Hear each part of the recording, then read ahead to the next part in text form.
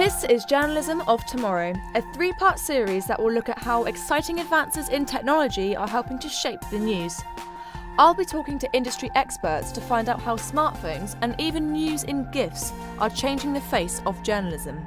But first, let's take a look at how virtual reality is finding its place in the news. Virtual reality, or VR, is already being used across a wide range of industries, from gaming and cinema to medicine and the military. But what is it about VR that's getting so many people so excited? Different environment, it's a different space at all. You could be anywhere at any time, really, so that's...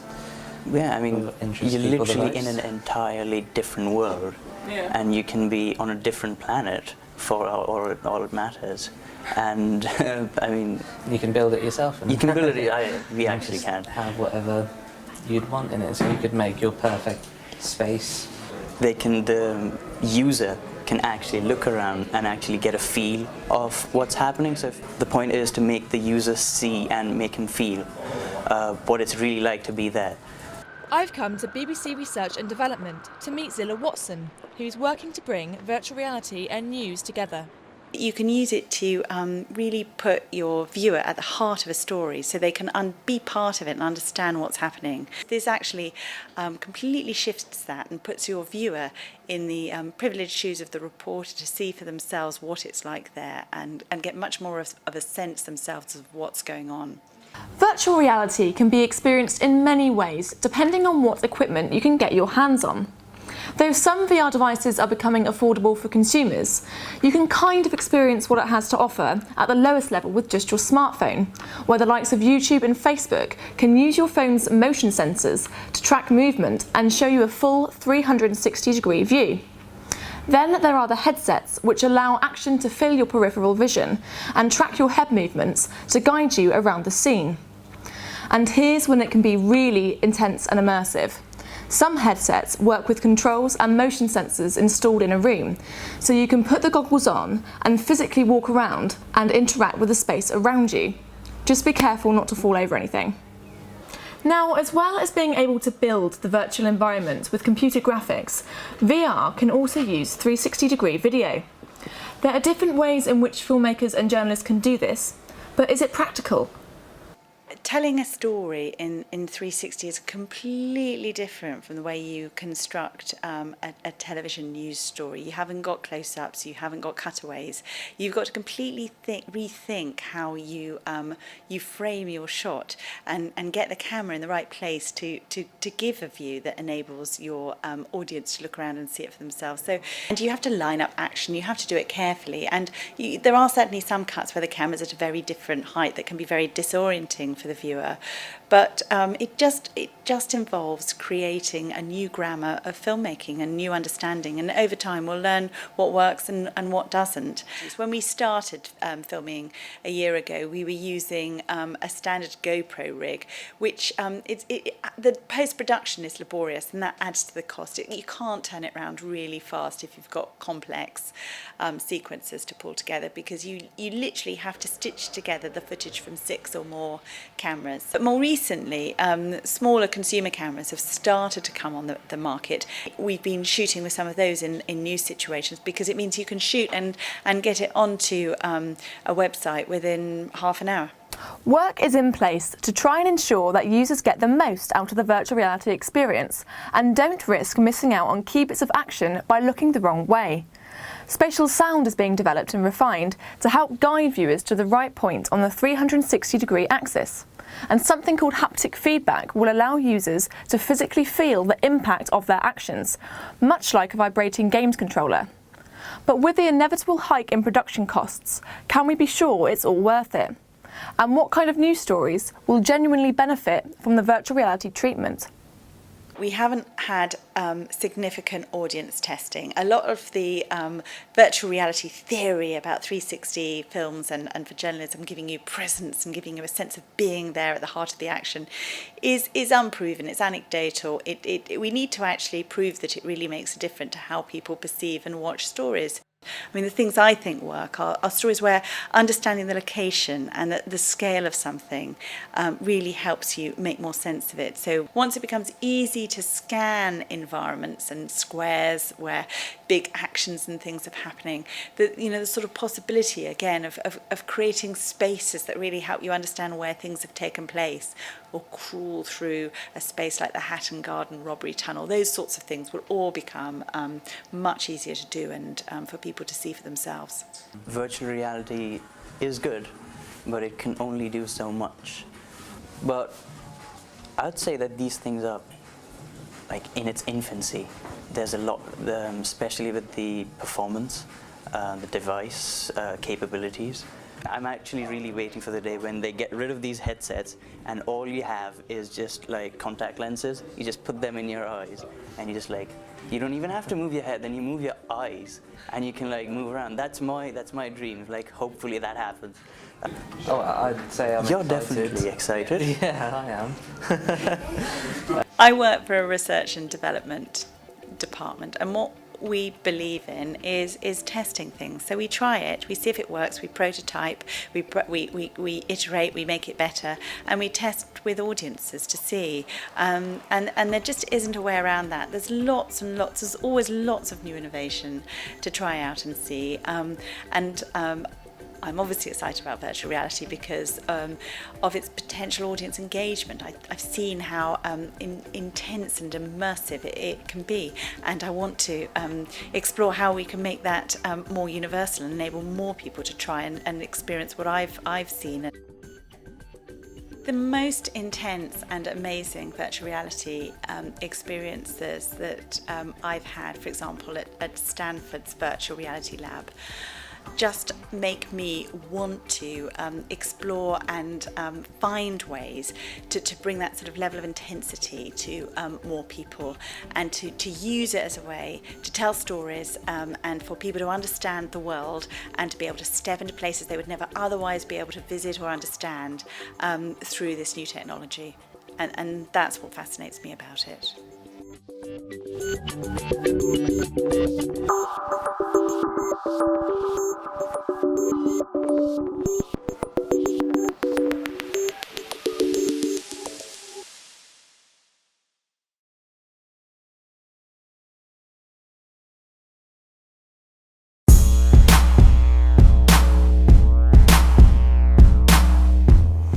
The speedy evolution of technology can sometimes be hard to keep up with, but something nearly all of us have access to is helping to shape the future of reporting. I've been speaking to a freelance video journalist and a broadcast technology expert to find out how the journalists of today can make the most out of the humble smartphone. First of all, you can have a smartphone in your pocket, so you can always have a camera with you and not worry about anything. And the second thing is you have the ability with a smartphone to, so long as you have a signal, to send your pictures back from wherever you are. When there's an event, an incident, flooding or snow or whatever, generally speaking, it's the ordinary people, if I can put it that way, who with their phones who will be filming things. And we rely on people to provide those sort of pictures for us. So that's one big benefit. There are over 2 billion smartphone users in the world today. By next year, it's estimated there'll be 45 million people with a smartphone in the UK alone. That's a staggering 70% of the population. No wonder it's becoming increasingly easy to depend on user-generated content. But as a journalist, is the smartphone really the best tool for video reporting? The battery runs out quickly, signal can't always be relied on, and streaming video drains data. But this small device might just solve that problem. One thing we looked to do was create this, which is the LiveView Smart Grip. And basically this is a grip that allows you to mount a phone. It gives you a more solid way to hold and to do stand-ups, to do interviews. It also mounts onto a tripod, so you can mount that and give it a mounting point. It has a battery inside, so basically you plug this in and it extends the battery life of your phone. But it also has the MiFi inside. So that gives you the second cellular connection. So it's basically an accessory for the LiveView Smart application that kind of brings those three accessories together into one pack. And the idea is that journalists that are using their smartphones day to day as a news gathering tool can have these devices with them to kind of give them all of those accessories in one place. As it stands, this Smart Grip doesn't guarantee compatibility across all Android devices, so it's not the all-encompassing answer to using your mobile as a news gathering tool. But if your phone is one of the models that is supported by the Smart Grip, you have the advantage of its inbuilt bonding technology, which uses 2 or more mobile networks to reliably send footage back to the news studio. So when we talk about bonding technology, it's about basically taking the video traffic, the load that you want to send, and balancing it, distributing it across these different interfaces. So you're sending the traffic across each one, Yeah. okay, and then at the receiving end, you're basically putting it back together. Yeah. So, we talk about bonding or aggregation, but it's basically using the connections. It's not picking the best one, it's using the traffic on all of those networks to give you more reliability. Sounds impressive, but smartphones can't always be depended on as a quality broadcast tool. Here's why. When you come to the smartphones, obviously you have the camera that's in the phone, so that's not part of our solution, but it's a limitation in terms of the technology. Obviously, using the processor on the phone and using the modem on the phone, so you're limited by the hardware that's there. That's not part of our control. And the benefit of phones is that they're everywhere. So if you can find somebody nearby with a phone, you can get that live piece straight away. Particularly in news, where the time, the immediacy of getting the piece in is sometimes almost more important than the production values. Being able to use this device that's out there already is very powerful. It's not just smartphones that are shaping the way we create and consume the news. I've come to the Isle of Wight, where the 2 main news providers, the County Press and Isle of Wight Radio, are faced with the competition from a duo who are really making waves on the island. My name is Simon Perry, and with my wife Sally, we run a news publication called On the Wight. And so when we came along and started doing this thing, it's called Vent the Blog originally, we were able to bring news out a lot faster than they were because their concentration was the newspaper. They had no competition really on the web. The radio was doing web stuff, but their focus was the broadcast. Makes total sense, that's what their backgrounds were, that's what their main focus was, that's what generated their money. We were, I think 2008, we started doing live reporting from council meetings. So it took a while, but they're now up to speed. And we're told, because when we're not there we can't tell, but when there's a council meeting and we're not there covering it live, the County Press doesn't bother to tweet it live either. So With Dr. Tony Hurst, a computing and communication specialist, Simon developed Automated News, a way of creating and publishing simple news stories through clever computer programming. The Automated News was us playing around, and we sort of got together and said, well, there's a potential of doing something interesting here. And so through a series of experiments, we ended up deciding to make things simple as possible from the start. For automation to work successfully, you need to have a data feed, so some numbers coming from somewhere. They have to be in a structure that you understand in advance of them coming to you, because you need to be able to pick them out to place them into the article. You think about it when you're writing the article, it's just the same approach, but you code it into a program rather than sitting there and just writing it fresh each time. The question is, have these efforts been worth it? It's absolutely ridiculous amount of time we've spent on it for something that produces 1 article a month that doesn't take much longer than half an hour to write anyway. So why do it? Playing. Okay. Keeping busy, trying stuff out. There's more that can come from this. It's a way of freeing journalists to do investigative work, proper journalism that doesn't, no one likes sitting down and writing the JSA report because it's utterly boring. So through automation, you can have those things taken from the journalist, but not replacing the journalist, just freeing that journalist up to do proper work. On the White peaks at an average of 100,000 unique visitors every month, with hundreds of thousands of user-generated comments over the publication's lifetime. So what is it about the hyperlocal news site that makes the locals want to engage so much? As to why people are engaging on the White more than other platforms, I don't know. It's a really interesting question. Are you intrigued to know? I should know. Let's see. Okay, it could be. I'm going to put a few hypotheses forward because I don't know for sure. For over 10 years, we have been an open platform. We've not been a judgmental platform, and we've been a lightly managed comment section. So that has given people perhaps the confidence or the trust in us to not be selective about the comments that appear. We're strong believers in transparency and integrity in journalism. We hope that most, if not all, journalists feel that way as well. But we thought it's important for people to have a voice. And that was something that didn't seem to be available to people of the Isle of Wight at that point. We had a discussion forum that was this sort of crazy place that lots of stuff went on, huge numbers of posts. Posts just on the stories alone, we've had over 130,000 comments. So it's shown that people did want to have a voice. And even in the days of social media that we're living in or enduring at the moment, I'm not sure, we still get lots of comments on there. And what's flattering about it is that publications from across the water are saying to us that, that there's some jealousy of the quality of comments that we have. So it would seem that On the Wight's success has roots in respect for the reader and an agenda focused on giving local people a voice. It's clear that the popularity of publications could certainly increase with this kind of approach. And though journalism is undergoing a continuous evolution, it doesn't necessarily point to the disappearance of traditional news sources. When people think things are suddenly changing, things are suddenly going to disappear, that's not necessarily the case. Things tend to be gradual.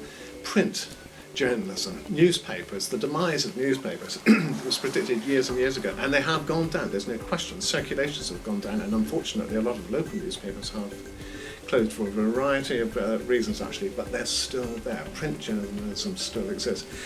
So I don't think you have to have one disappear to allow for another. I think we're getting a multiplicity of things now, and I think that's actually quite a good thing, actually, and I think we'd see that continue. The idea of predicting the future of all these things, having run a publication that was about the digitization of media, all you can do is say what's becoming available. Making predictions of whether something will be successful or not is a fool's game.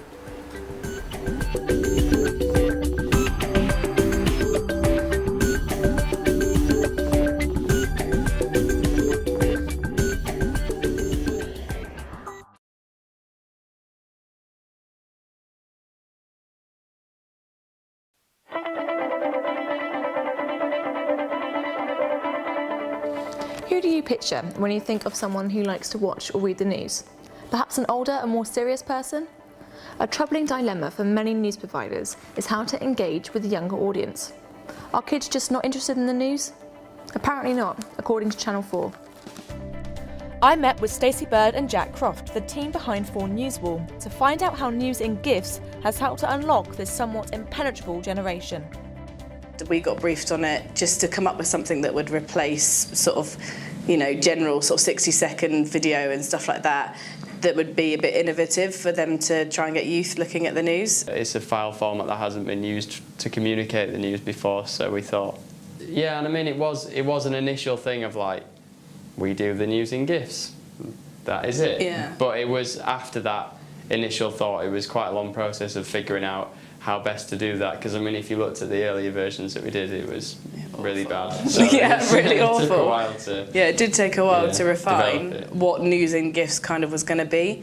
And I guess it is a bit of a sort of lame thing to say, yeah, kids love GIFs, so we're just going to do this in GIFs. Like we wanted it to be beyond that. We didn't want it to just be like, oh yeah, kids like this, so let's just do it like that. But I guess the initial thought did come from GIFs are funny, GIFs are cool, GIFs are quick. And the speed, like the challenge that you've got to try and communicate a headline or a story or a feeling of something in, however many seconds.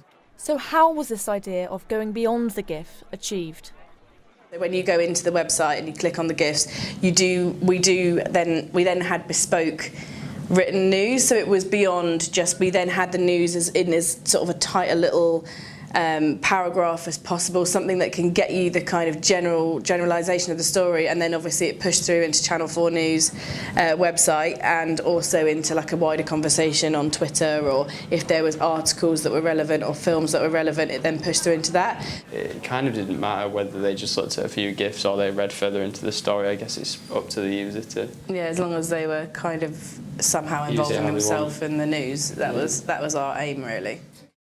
But if it didn't matter how far they read into a story, how could we be sure that the content is being taken in by the desired audience?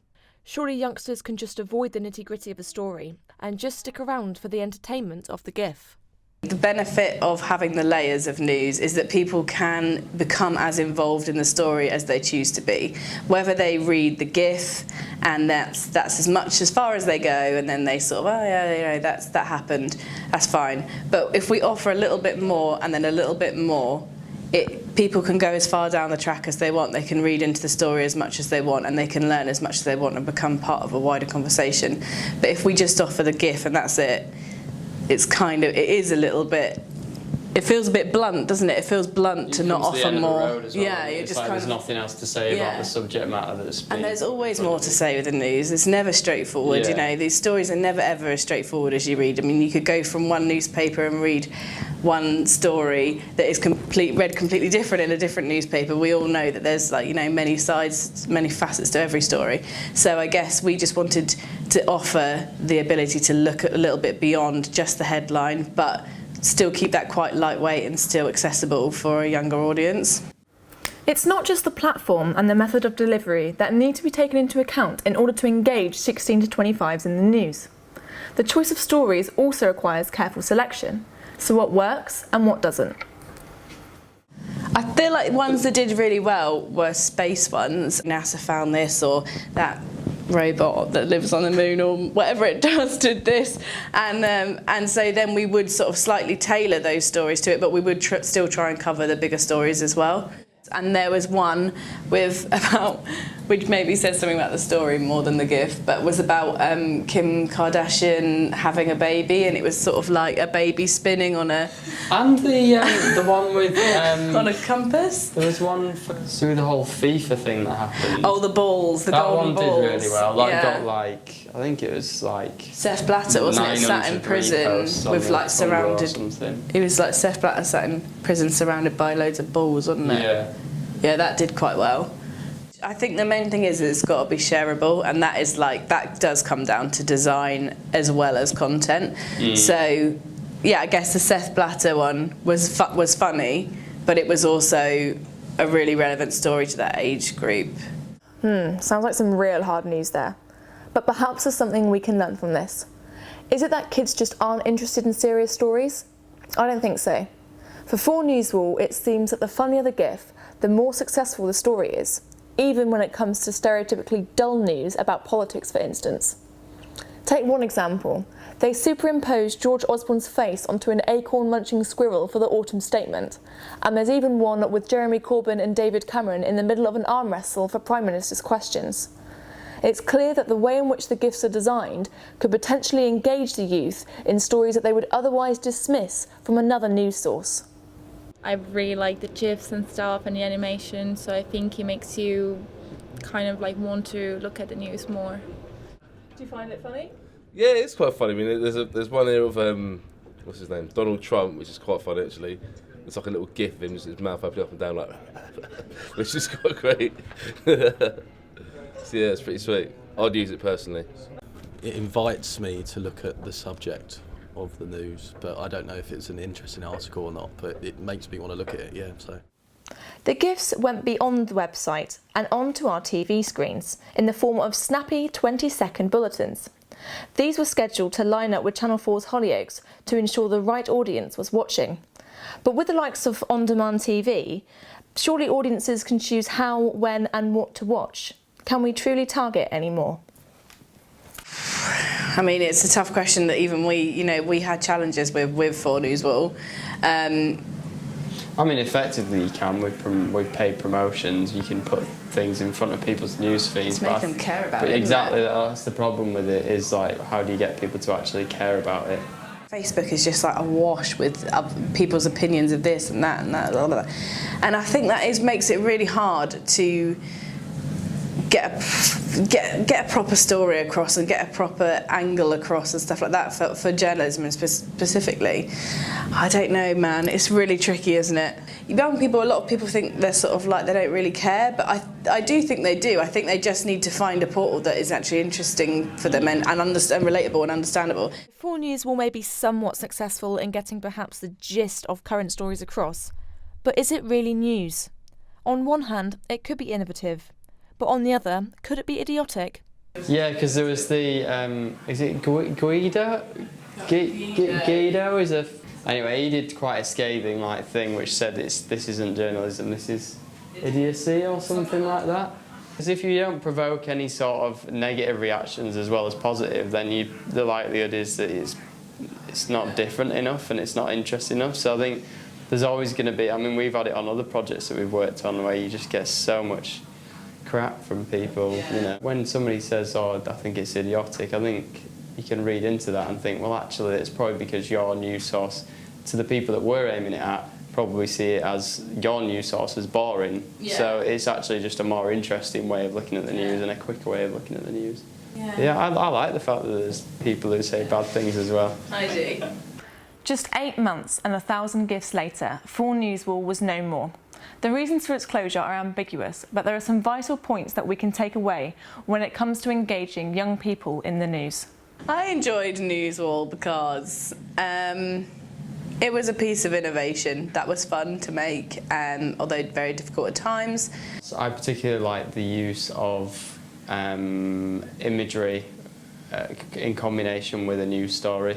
You look at all of the big news companies, all the newspapers, all the TV news companies, they're all pretty much using Getty and Reuters for their pictures. They're all using the same sort of photographers. But what we did was we used those same ones but reformatted them in a different way, added a bit of movement, merged lots of pictures together, and it's just something more in the way that the words work with the images and just gives you a little bit more to add to the story that's happening there, because I think that's why the news can just be so flat to some people. It's just, there's no other level to it. It's just, here's a fact about something that happened. Whereas if you've got, here's a fact about something that happened, and here's a very slight little bit of commentary on what happened in a funny little image or a clever little image, it just gives you something else.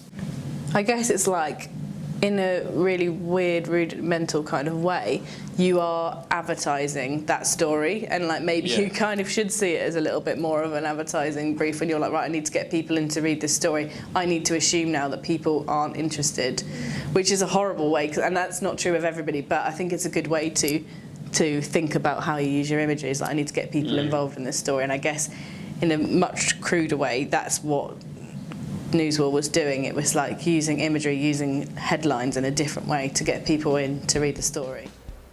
It would seem then that this kind of atomised content, where the news is broken up into quick snackable chunks, is the way to growing young people's interest in the news.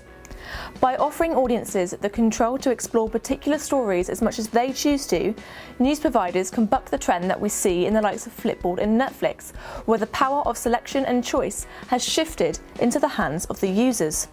And perhaps looking forward, this may be the only way that the news can stay relevant to the next generation. I really enjoyed 4 Newswall actually. It was really kind of colourful and bright, and there's faces you recognise and things that you think, oh, okay, yeah, I've kind of heard that story, but this is a new way of looking at it. And I thought it was quite easy, fairly easy to use, so yeah, definitely, I'll definitely use it again.